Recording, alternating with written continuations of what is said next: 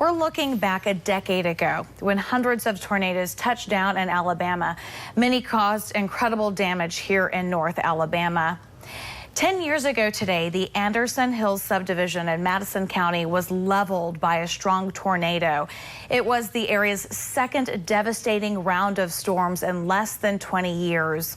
Emergency crews who responded to the neighborhood in 2011 said the damage was so widespread, they stopped counting how many houses were impacted. It was also one of the locations that then Governor Robert Bentley visited when he survived the worst of the damage in Madison County. I went back to Anderson Hills 10 years after the tornado outbreak to talk to people who use the area's history with storms to prepare for the future.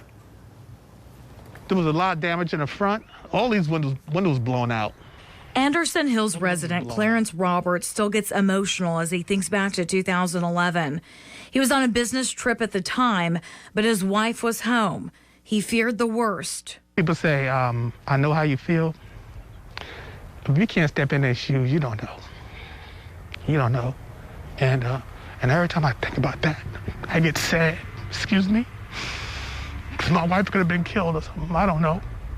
But thank God, everything worked out fine. Roberts told me he was one of the lucky ones in this neighborhood. His house was badly damaged, but everyone in his family was okay. That house was not destroyed, but a house up the hill, gone.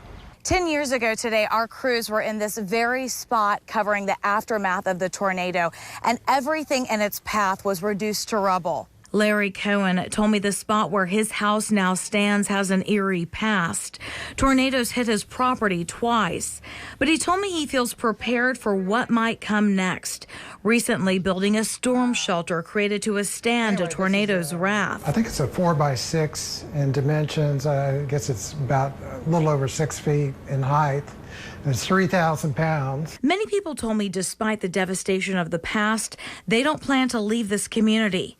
This is home. Roberts told me in the darkest of times, the outpouring of support was amazing, but he prays the community never goes through anything like that again.